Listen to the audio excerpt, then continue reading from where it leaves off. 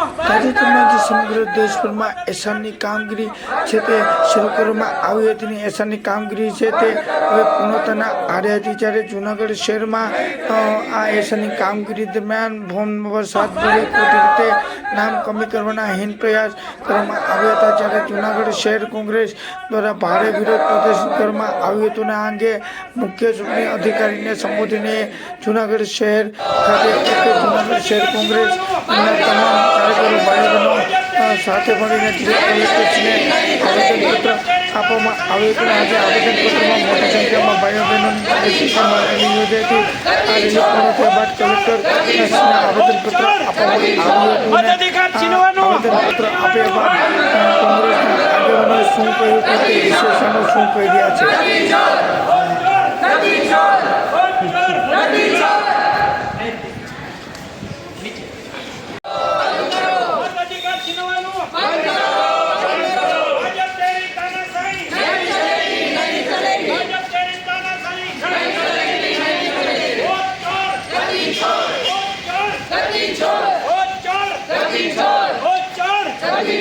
મતાધિકાર છીનવાનું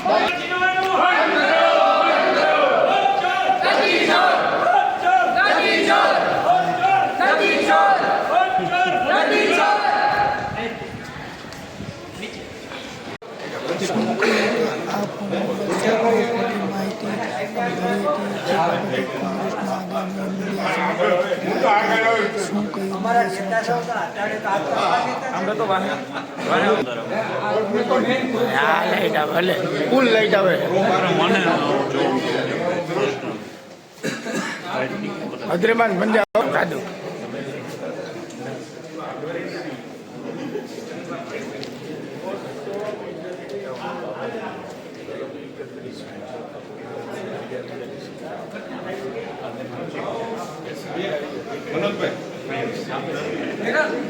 copy તો લેતા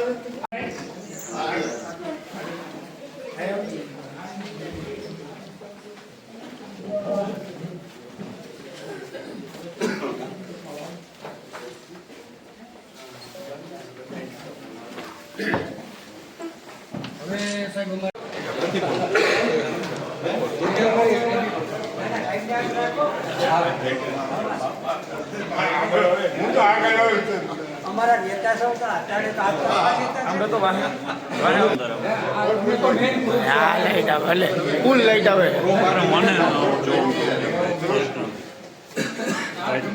અદ્રેમાન પંજાબ સાધુ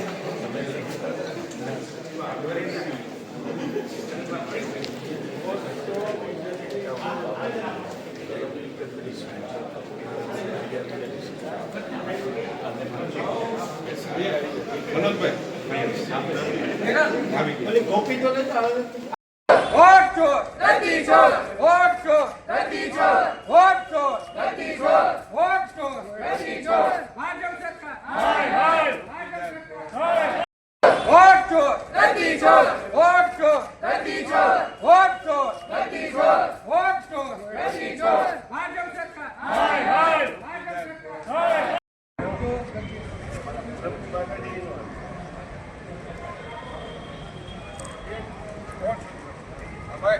વોટ ચોર ગતિ ચોર વોટ ચોર ગતિ ચોર ભાજપ સરકાર હાય હાય ભાજપ સરકાર હાય હાય વોટ ચોર બંધ કરો મતાધિકાર છીનવાનું બંધ કરો મતાધિકાર છીનવાનું બંધ કરો મતાધિકાર છીનવાનું બંધ કરો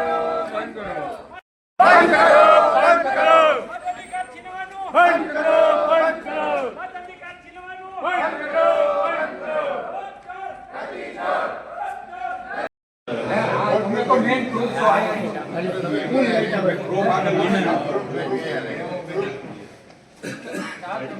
અદ્રેમાન પંજાબ હાલો બોલો અમે બાકી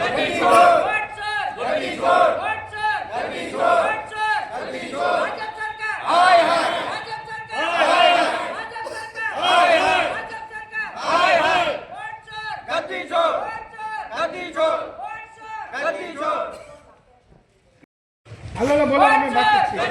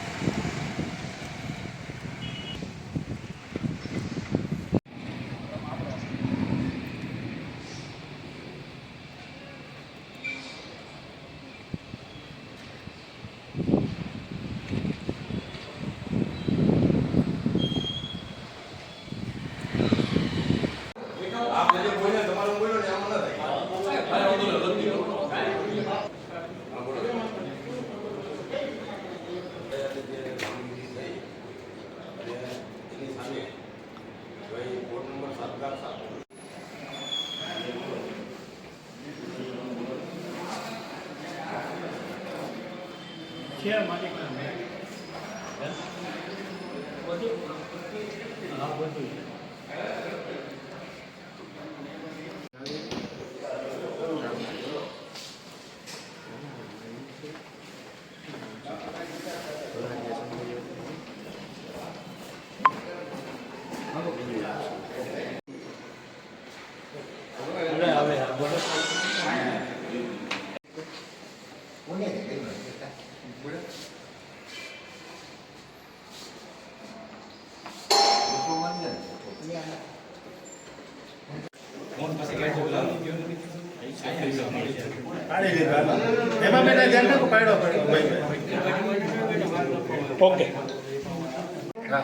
ચોર ગદી ચોર પંચાવન જૂનાગઢ નામનું અને જિલ્લાના તમામ બુથ.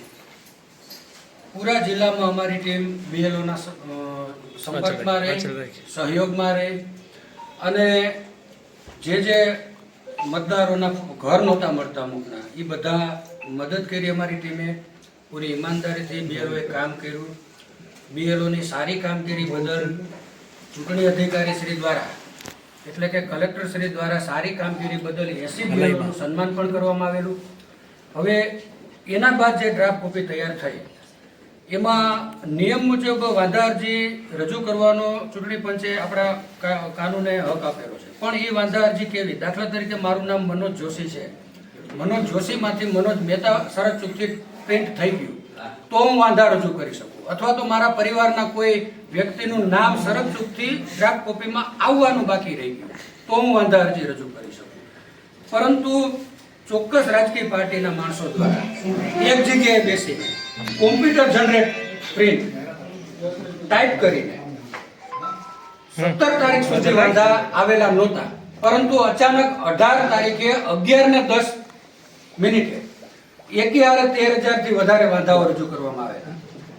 એમાં અમારા ચૂંટાયેલા 4 ટર્મના કોર્પોરેટર અહીંયા બેઠા છે, હાલ કોર્પોરેટર પણ છે, જનરલ બોર્ડમાં પણ હોય છે.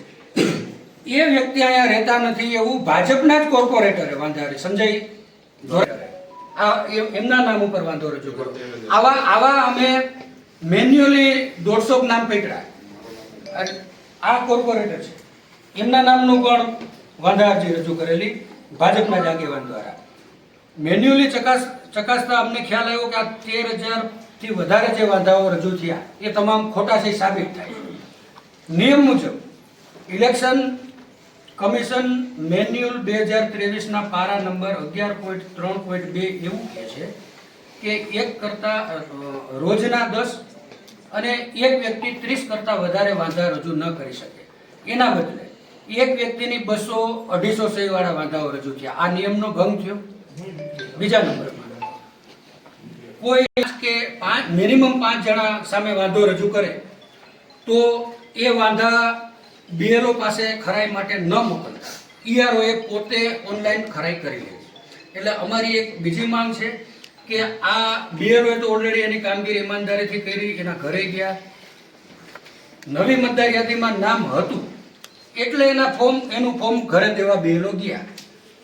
દાખલા તરીકે મારી ઘરે બીએલઓ ફોર્મ દેવા આવ્યા, મારું નામ 2002 ની ડ્રાફ્ટ કોપીમાં હતું, આ મેં વિગત આપી, નહોતું તો મેં પુરાવા આપ્યા. આ પુરાવા આપના ચૂંટણી પંચ દ્વારા ગ્રાહ્ય રાખ્યા અને મારું ફોર્મ સ્વીકારવામાં આવ્યું. જો મેં પુરાવા રજૂ ન કર્યા હોય તો પહેલી વખતે જ મારું ફોર્મ સ્વીકારવામાં ના આવ્યું હોય.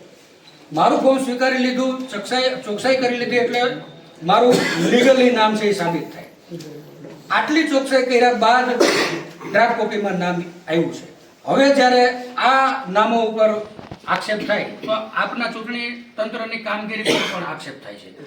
એટલે આવા 13,000 થી વધારે જેટલા પણ વાંધાઓ આવ્યા, સૌ પ્રથમ તો એને નોટિસ બજાવવામાં આવે અને એમની આગળથી પુરાવા લેવામાં આવે કે તમે જે વ્યક્તિ ઉપર આક્ષેપ કરો છો એ અહીંયા નથી રહેતા કે સ્થળાંતરિત થઈ ગયા, એનો તમારી આગળ પુરાવો શું છે? આવી અમારી માંગ છે.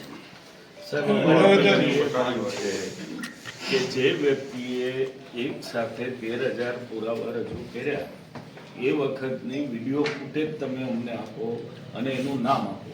13,000 વાંધા એક વ્યક્તિ રજૂ કરતો હોય આપની ઓફિસમાં આવીને તો વિડીયો ફૂટેજ તો હશે ને? અમે ઓલરેડી લેટર આપી દીધું છે. સાંભળો, એ એક તમારે અમને આપવું જોઈએ, એક એના નામ આપવા જોઈએ. અને અમારી સ્પષ્ટ માગણી છે કે જે ઇલેક્શન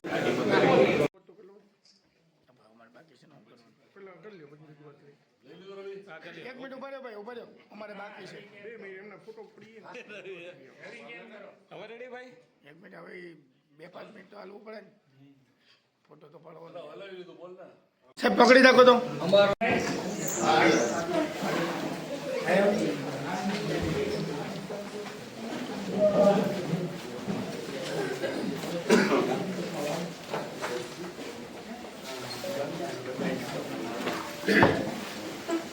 હવે સાહેબ અમારે જી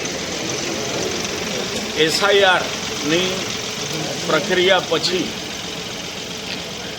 ચૂંટણી કમિશને ડ્રાફ્ટ યાદી પબ્લિશ કર્યા પછી માત્ર 10 મિનિટના ગાળામાં જૂનાગઢ શહેરમાં 13,000 જેટલી વાંધા અરજીઓ ફોર્મ 7 દ્વારા રજૂ કરવામાં આવી. તમામ પ્રકારના કાયદાનું આ ઉલ્લંઘન છે. એક વ્યક્તિ 10થી વધારે અરજી કરી ના શકે, એને બદલે 13,000 અરજીઓ થઈ છે. આ ચોક્કસ આયોજિત કાવતરું છે અને અમને પૂરી શંકા છે કે આ ભારતીય જનતા પક્ષ દ્વારા કરવામાં આવેલું કૃત્ય છે. ભારતીય જનતા પક્ષ દ્વારા કૃત્ય એટલા માટે હું કહું છું કે આખા ગુજરાતમાં એક જ ફોર્મેટથી ફોર્મ 7માં વાંધા લેવામાં આવ્યા છે. અમારી કલેક્ટર પાસે બહુ સ્પષ્ટ માગણી છે, જે ચૂંટણી અધિકારી પણ છે, કે એક પણ નામ હિયરિંગ વગર કમી કરવામાં ન આવે. ફોર્મ 7ના વાંધા સામે જેની સામે વાંધા છે એને નોટિસ કરી બોલાવવામાં આવે, હિયરિંગ કરવામાં આવે, એની મિનિટ સાચવવામાં આવે અને પછી જ હુકમ કરવામાં આવે. બીજું, અમે વિડીયો ફૂટેજ માંગ્યા છે કે કોણે વાંધા રજૂ કર્યા. આ વિડીયો ફૂટેજ પછી કલમ 31 જે છે લોક પ્રતિનિધિત્વ ધારાની, એની નીચે એ વ્યક્તિ સામે કામ ચલાવવામાં આવે અને કામ જો ન ચલાવે અધિકારીઓ તો કોંગ્રેસ પક્ષ 166 નીચે સરકારી અધિકારી સામે ફરિયાદ કરવા મજબૂર બનશે, જેની એ નોંધ લે. બીજી વાત છે, સૌથી અગત્યની વાત એ છે કે ભારતનો એક પણ નાગરિક એના હકથી વંચિત ન રહે, એની આ લડાઈ છે કોંગ્રેસ પક્ષની, અને છેલ્લી વ્યક્તિને ન્યાય મળે ત્યાં સુધી અમે લડાઈ ચાલુ રાખીશું.